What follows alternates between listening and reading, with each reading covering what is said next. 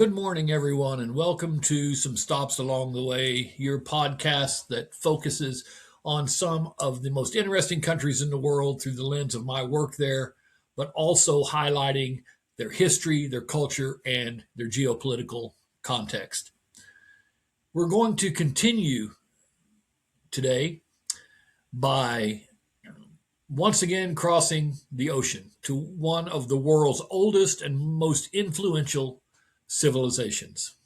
And of course, that's India, our second episode highlighting this fascinating country. The fact is that India is not just a country, it's a story. It's a story of ancient kingdoms and modern democracies, a story of colonization and independence, a story of culture, conflict, resilience, reinvention. And today we're going to explore India, as I promised you during our last episode, through three different lenses: its history, its culture, and its relationship with three specific nations that have shaped its path: Great Britain, the United States, and Pakistan.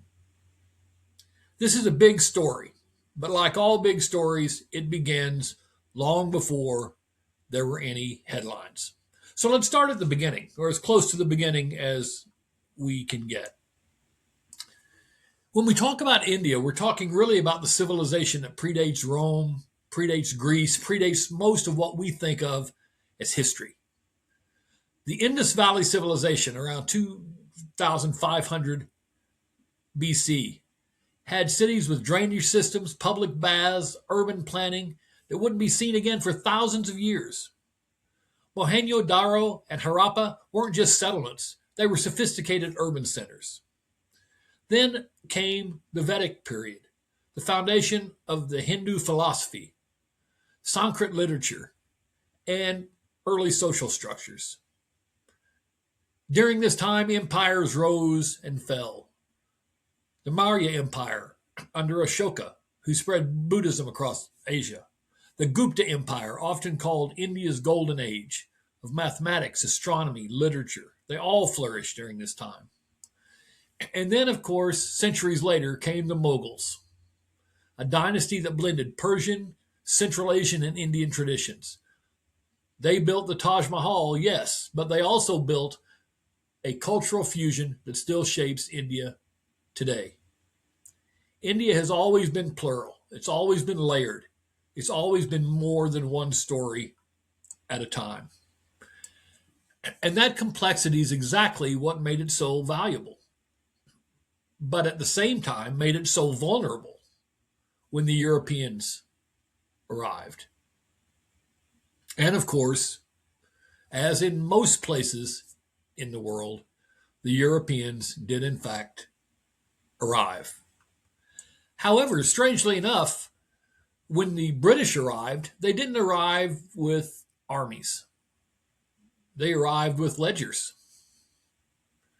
And that was through the creation of the British East India Company, a private corporation which slowly expanded its influence through trade alliances and later on by force.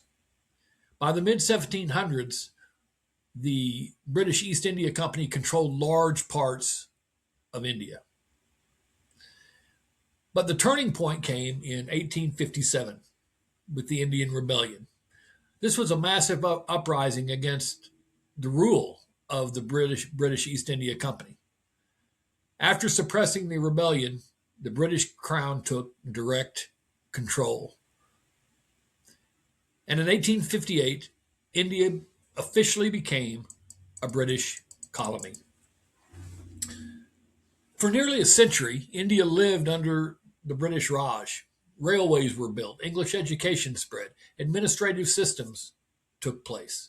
This was a period of growth for India from the standpoint of economic development. But it was a period of decline as far as their culture and their traditions. The good news was that the British did, in fact, put systems in place. The bad news was that these systems weren't always commensurate or consistent with Indian cultural beliefs. And therefore, the more the system became ensconced, the less real control that Indians had over their own future. So, all of these things began to spread, to proliferate. But at the same time that all of these systems were being put in place and the economy was growing, other things were growing as well, such as famine, such as economic extraction, such as racial hierarchy. India's wealth flowed outward. Its people were subjects, not citizens. The British were becoming, as they did with many of their other colonies, very wealthy and very influential by controlling vast territory and by controlling a huge amount of wealth that came from those territories, including India. But don't ever have the illusion that the Indians, most of the Indians, were benefiting from this. That wealth was flowing back to the crown, to London. Yet even under colonial rule, something powerful was happening. A national consciousness was forming. People like Gandhi, Nehru, Patel, Ambedkar. These are the cultural and political thinkers who would define the 20th century in India. In 1947, after decades of struggle, India became independent from Great Britain. But independence came with a wound that hasn't fully healed. When the British left, they drew a line across the map. Literally, they drew a line, which divided the subcontinent into India and Pakistan. Partition triggered one of the largest mass migrations in human history. Millions fled across borders, Hindus and Sikhs moving one way, Muslims moving the other. For the most part, Hindus and Sikhs moved to what is now in the territory of India, where Muslims tended to move toward what is now the nation of Pakistan. Although this is a gross oversimplification, as there is still a large population of Muslims in India, even to this day. But because of this mass migration, violence erupted. Families were torn apart. Entire communities vanished almost overnight. India and Pakistan were born in the same moment. Again, because of a line drawn by the British. Now let's think back for a moment to another instance where this happened, and that was in the Middle East, where Great Britain and its allies literally created the country of Jordan and drew the lines that now define that area of the Middle East by themselves. And what happened? It created conflict. It separated Palestinians from their traditional homeland in what is now Israel and Palestine. It caused mass migration. It caused ethnic divisions, just like it did here in India, between India and Pakistan. And because of all of the issues that arose during this migration, India and Pakistan were at conflict from the very beginning.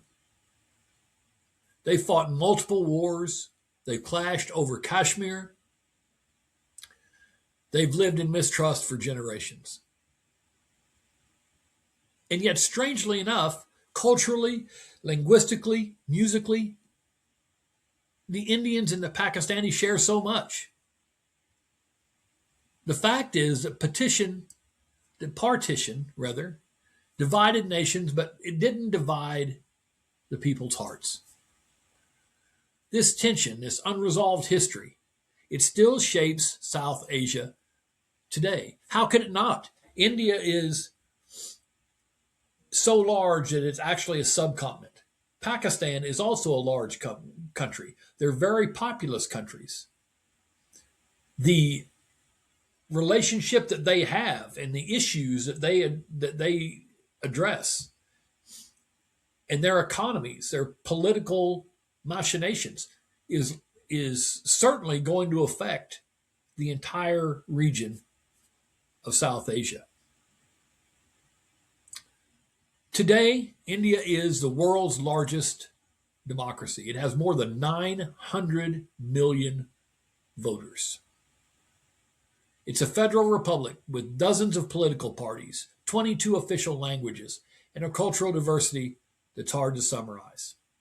Can you imagine this? 900 million voters and dozens of political parties.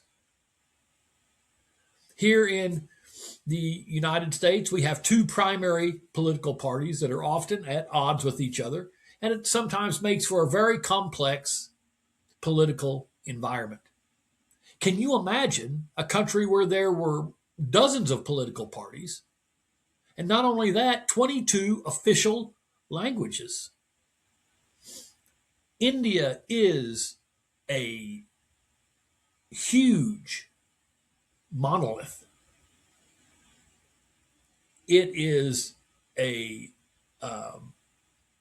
really monolith is the wrong term because there's nothing monolithic about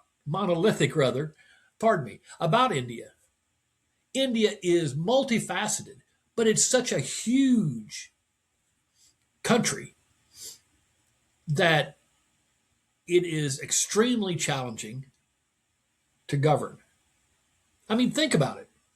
There's Hinduism, Islam, Christianity, Sikhism, Buddhism, Jainism, all woven into the national fabric. The Indian people are extremely culturally and ethnically diverse, but they're also religiously diverse. But since its independence, India has become not just an influencer in South Asia because of its size and because of its political machinations, but also it's become an influencer globally in many different ways. Economically, certainly, just because of its sheer size and because of its decision to export people who then become specialists in specific fields like information technology, who then come back to India to start companies and to employ Indians. This has been an economic boon for the country of India. As these expatriates came back to the country, not just sent their money back, but physically came back to the country to start companies and to create employment. But India has also influenced the culture of not only the South Asia region, but the entire world. Look at Bollywood. Bollywood shapes global pop culture. I remember when I was working in South Asia, not just India, but in Afghanistan, Tajikistan, and Uzbekistan. Every time you turned on the TV, there was a Bollywood movie.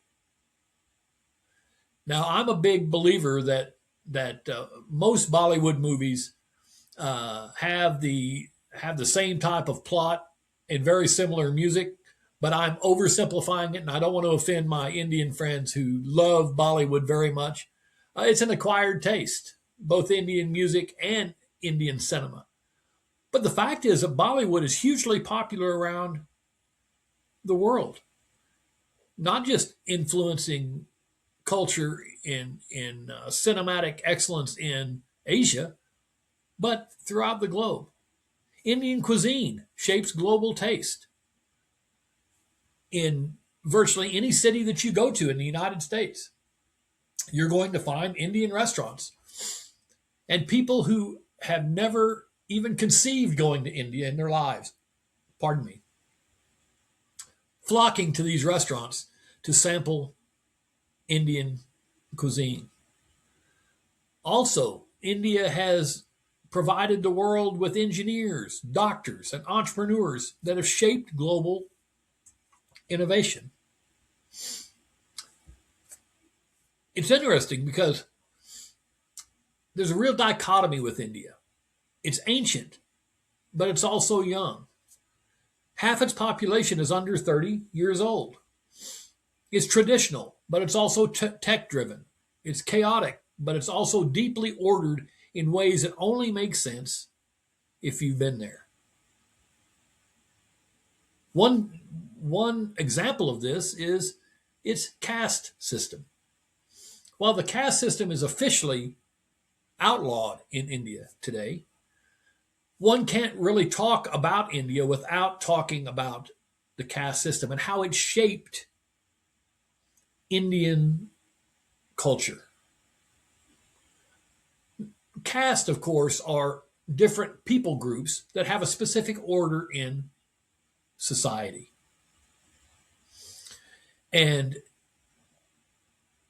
whether it's fair or not, these castes for generations in India, for hundreds of years in India, defined one's path throughout their life. If you were born in a high caste or a wealthy caste, then you had really the world opened up to you. If you were born in a low caste, your chances of moving to a higher caste were extremely limited. Maybe not impossible, but very, very improbable. As I said, the caste system no longer officially exists in India, but there's still an underlying current of the caste system that is very real in the country. A friend of mine runs the Indian Competitiveness Council. And India has, for now the better part of 2 or 3 generations, been on a trajectory of economic growth that has made it a competitive country, at least on paper. And yet when you go there, you see massive poverty. You see a plethora of social challenges.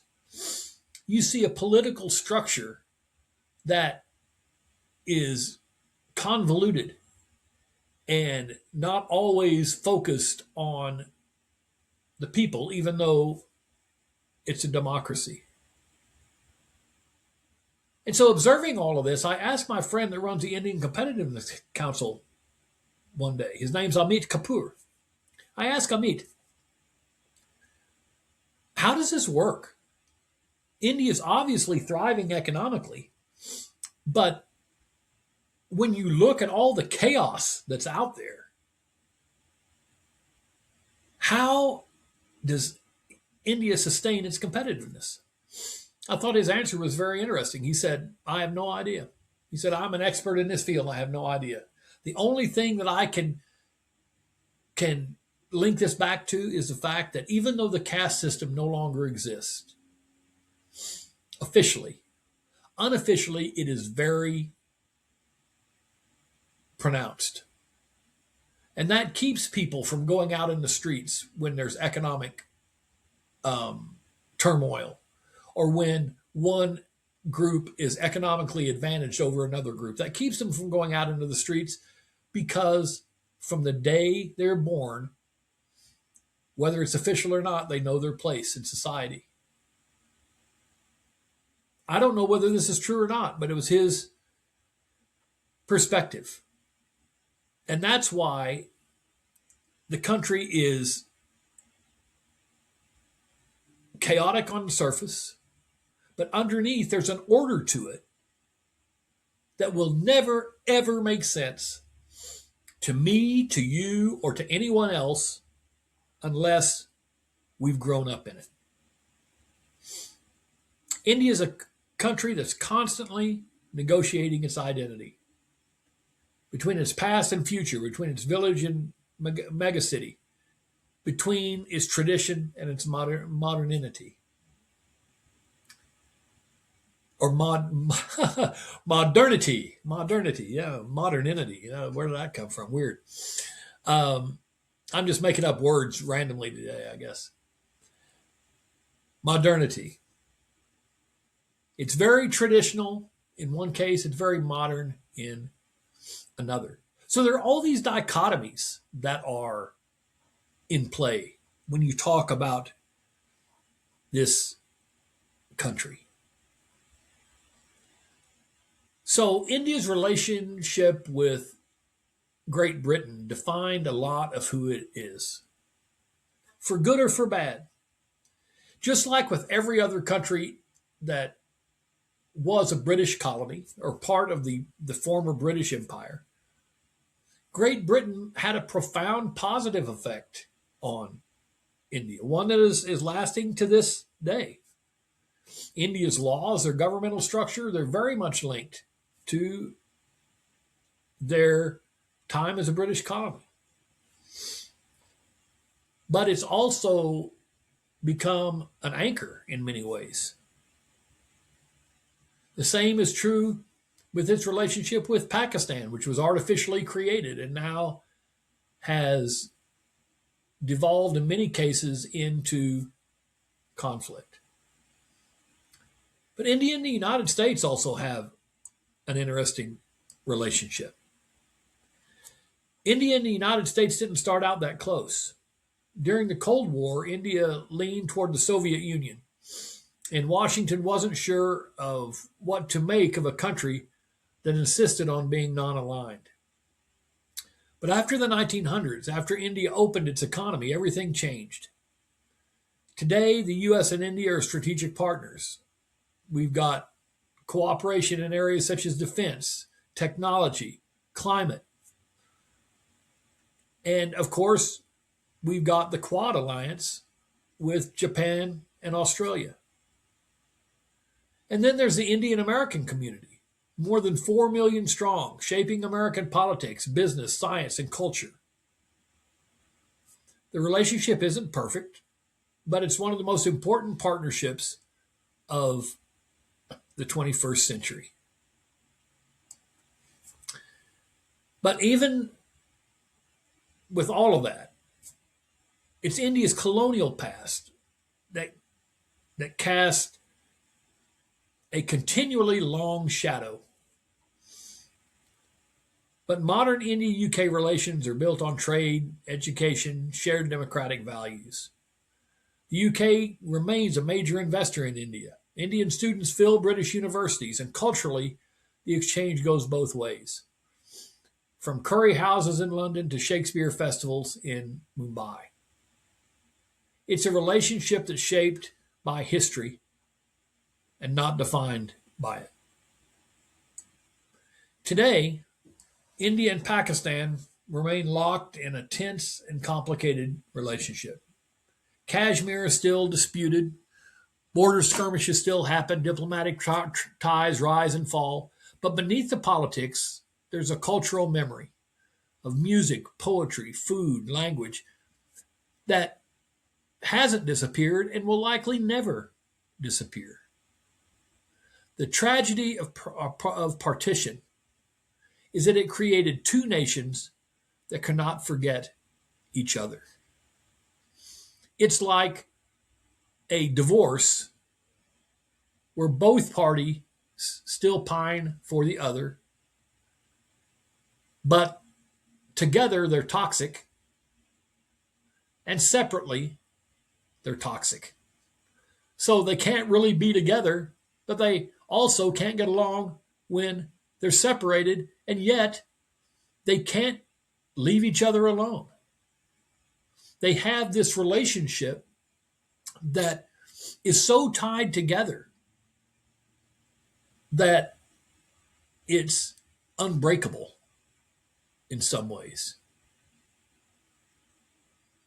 So, where is India headed? It's a rising power with a young population. It has a booming tech sector, a growing voice on the world stage. It faces a lot of challenges like inequality, environmental pressures, political polarization, but it also carries a resilience forged over thousands of years. India is not simple, it's not singular, it's not easily summarized, but it is essential to the past, to the present, and to the future. Understanding in India means understanding that the country's story is still being written. A lot to ponder about this large and majestic country that has literally every type of topography that you can imagine, from jungles to mountains, from deserts to lush farmland. It has so many different people groups. One of the things I love about going to India is the sights, the sounds, the smells, the adventure of it all. Outside of going to Africa, I think that probably traveling in India is one of my favorite things because of just the vastness of the country. You can get lost in it. But at the same time you're getting lost in it, you can really find something of yourself that you might never have been able to find had you not made that journey. I wrongly used the word monolith earlier in trying to describe this vast country. And as I said, there's nothing about it that's singular. There's nothing about it that can be put in one container and say, this is India. It is still on the move. It is still evolving. It is still growing. It is still expanding. It is still finding its way, even all these years after independence. Pakistan and India are nuclear powers among a handful of countries in the world that are. The vastness of India still generates huge amounts of investment, not just from Indian diaspora, but from all types of foreign entities who want to capture this huge and growing market. Let me tell you a little story about that. A few years ago, I was in Finland, and I had the chance to visit the world headquarters of Nokia. I was sitting in the Nokia offices, chatting with some of their executives. Their CEO at the time was there. And we began discussing Nokia's business strategy and how they arrived at their business strategy. And at one point in time, the CEO used India as an example. He reached in his pocket and pulled out this little phone. It's a cheap Nokia phone. It's one that I used in Afghanistan and several places in the world in the late 1990s and early 2000s. It's very inexpensive. You can text on it, but it's clunky. Maybe you can. I think it has the Snake game on it, but it doesn't have games on it. You're not going to get the internet on it most in any regular fashion. It's not a smartphone. It's a phone that you call people or maybe send a text. And he held up this phone and he said, Nokia's entrance into the smartphone market wasn't seamless. We had a lot of problems getting in the smartphone market. We got beat to the market by any number of companies in the smartphone market. And there was a time when we thought that Nokia's future might be at risk because we were not in the smartphone market soon enough. But he said, then we started thinking about, okay, we're late to the smartphone market. We may not even ever be able to recapture market share, or at least not in the short term. So, what other markets are available? And we looked at India, this vast market with hundreds of millions of people who couldn't afford a smartphone at that time. Even if they wanted one, they couldn't afford to get an iPhone or a Samsung or one of those early entrants to the smartphone market. They simply didn't have the disposable income, but they needed to communicate with each other. And he said, so we introduced these phones, these inexpensive phones in different colors, onto the Indian market. And he said, today, even some of the poorest people in the country carry these phones. They proliferated throughout India and created a market for Nokia phones that they could have only dreamed about years before. India is a huge market for everything. They're not only a big exporter, but they're a big importer as well. And now an increasing number of Indians have disposable income to travel, to buy whatever they want. But there are also hundreds of millions that continue to be in poverty and continue to need low-cost goods and services. That's the vastness of this country. That's what makes India so unique. So, if and when you go there, and I hope you do go there at some point in time, what you're going to see the minute you leave the airport is chaos. It's going to look like the worst brand of chaos that you've ever seen. It will appear that there's no system, no regard for order, nothing. But behind the scenes, the country finds a way to work. One of the most fascinating anthropological and cultural experiences that I've ever had in my life. I hope you've enjoyed these couple of sessions on India, and I hope you'll join us again on some stops along the way. Coming up in February 16th, February 23rd, we've got 2 special report episodes of some stops along the way. It's a special report from Ukraine. You're going to want to watch both of these episodes.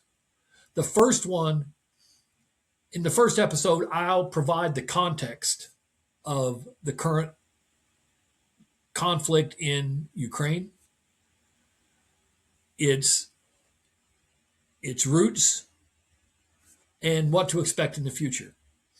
In the second episode, which will air on February 23rd, you will hear from the mayor of one of the cities that was closest to the Russian border when Russia did the full-scale invasion of Ukraine on February 24th, 2022. Trostianets, 30 kilometers from the Russian border. You will hear from my good friend, Yuri Bova, mayor of Trostianets, as well as Svetlana Ramer, who is the honorary consul of Ukraine to the state of Indiana in the United States. They'll give their perspective on the war. And it will be a heart-wrenching, poignant episode that you are not going to want to miss. Forget about what you hear on TV. Forget about the fake news. These are people, along with myself, who have been there, who know, who understand the stakes, and who have not only a personal connection, but a personal stake in what happens in Ukraine. February 16th, February 23rd, special reports on Ukraine.